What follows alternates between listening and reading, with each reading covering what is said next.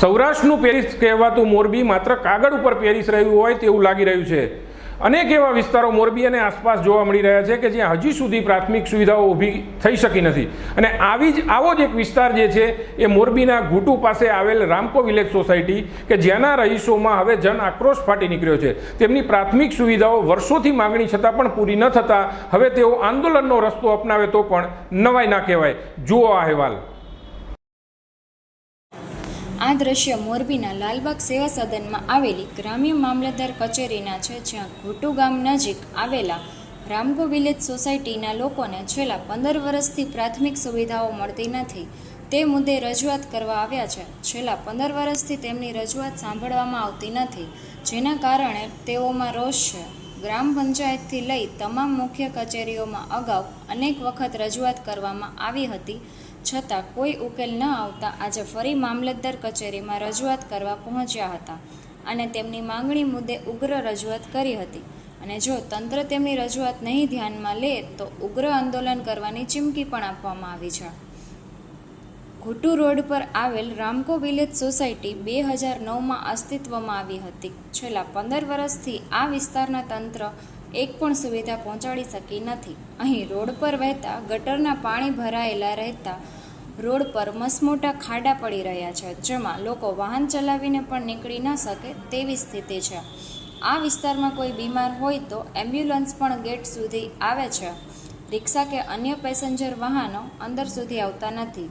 Road, ભૂગર્ભ, ગટર સફાઈ, લાઇટ સહિતની એક પણ સુવિધા આ વિસ્તારમાં લોકોને મળી નથી, જેના કારણે લોકોમાં રોષ ફાટી નીકળ્યો છે અને આજે મામલતદારને આવેદનપત્ર આપી ઉગ્ર આંદોલનની ચીમકી આપી છે। રજૂઆત અમારે ઘૂંટુ રામકો સોસાયટી, એમાં અમારી રામકો વિલેજ સોસાયટી આવેલી છે। એમાં 2009થી જે અમારે રોડ, રસ્તા અને પાણી એમાં કોઈ પણ માંગ અમારી ગટરની કોઈ પૂરી કરવામાં આવેલી નથી। રામજી બાપાએ સોસાયટી પાડેલી છે તો એને જે બાકી રહેતી રકમ ભરવાની હોય અને રોડ રસ્તાના રાજીનામા જે પંચાયતને સોંપવાના હોય એટલે વારંવાર પંચાયતને રજૂઆત કરતાં અમને એવું કીધેલું કે ભાઈ તમારા રોડ રસ્તાના રાજીનામા અમને સોંપેલા નથી એટલે અમારા હાથ બંધાઈ ગયેલા છે એટલે અમે તમારું કામ કરી શકીએ તેમ નથી। એટલે એ દ્વારા અમે મૌખિકમાં ધારાસભ્ય સાહેબ શ્રી પાસે હું 5 વાર ગયો।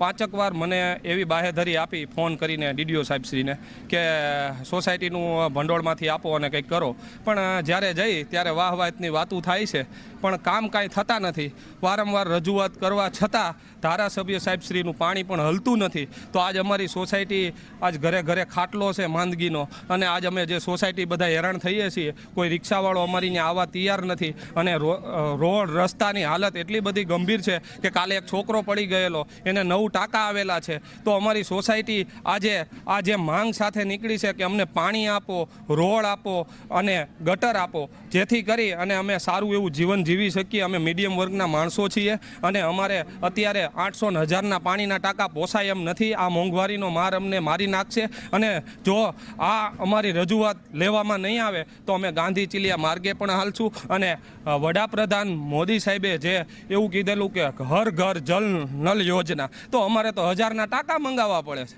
તો આ ઘરની યોજના ગઈ છે ક્યાં? તો આ લોકોને રજૂઆત કરતાં એમને પાણી કેમ નથી આપતા? શું ખરેખર આ લોકોના અંદરનો આત્મા મરી ગયો છે કે સૂઈ ગયો છે? જો એનો આત્મા સૂઈ ગયો હોય ને તો સાહેબ અમારો ચોક્કસપણે હવે જાગી ગયેલો છે આત્મા અને અમે કોઈ પણ પરિસ્થિતિમાં આ પરિસ્થિતિમાં જીવા નથી માંગતા। આના કરતાં અમને ધારાસભ્ય ગોળી મારી અને મારી નાખે, અમે બસ એ જ કહેવા માંગીએ છીએ। અને પેલું તમે જે પત્રકાર મિત્રો જે આવ્યા છો એમનો હું દિલથી આભાર વ્યક્ત કરું છું અને અમારી સોસાયટી બાબતે હું તમને દિલથી આભાર વ્યક્ત કરું છું। અરે ઘણી બધી સમસ્યા છે, ગટર નથી, પાણીની કોઈ સુવિધા નથી, કોઈ પણ પ્રકારની સુવિધા અમારી સોસાયટીમાં નથી। ઘણા વર્ષથી આ માંગ કરવી છે પણ કોઈ સુવિધા અમારી પૂરી કરતા નથી। હા, ઘણી તકલીફો પડે। રિક્ષાવાળાને આપણે કહી કે માલ જાજો છે તો અમારા ઘર સુધી મૂકી જાઓ તો રિક્ષાવાળા અંદર આવવા તૈયાર નથી કોઈ। એ બધી સમસ્યા છે અમારી સોસાયટીમાં। હા, ખાડા છે એના હિસાબે, પાણી નીકળે, રસ્તા સારા નથી, પાણી બધું બહાર નીકળે, ગટર નથી એટલે એ કારણે કોઈ અંદર આવવા તૈયાર નથી। એમ્બ્યુલન્સવાળા કોઈને ઇમરજન્સી હોય તો એમ્બ્યુલન્સવાળા ગેટે આવે, અંદર આવવા તૈયાર નથી। અમારા સોસાયટીમાં અમે ઘુટુ રામકો સોસાયટીમાં રહી છીએ. અમારે કોઈ જાતની સગવડતા નથી. અમારી સોસાયટીમાં પાણી, રસ્તા, રોડ કોઈ જાતની સગવડતા નથી. ગટરની સગવડતા નથી. તો અમારે હાલવામાં તકલીફ પડે છે. અમારે કોઈ બી એવો કેસ હોય તો તકલીફ પડે છે. ઘરે ઘરે બીમારીના ખાટલા છે, તો છતાં કોઈ સરકાર ધ્યાન દેતી નથી. તો તમને વિનંતી છે કલેક્ટર સાહેબને કે અમારા રસ્તા, રોડ, ગટર અમારી માંગ પૂરી કરે અને તમારો આભાર માની અમારે અઠવાડિયાની અંદર અમારો રસ્તા, રોડ સારા કરી દે.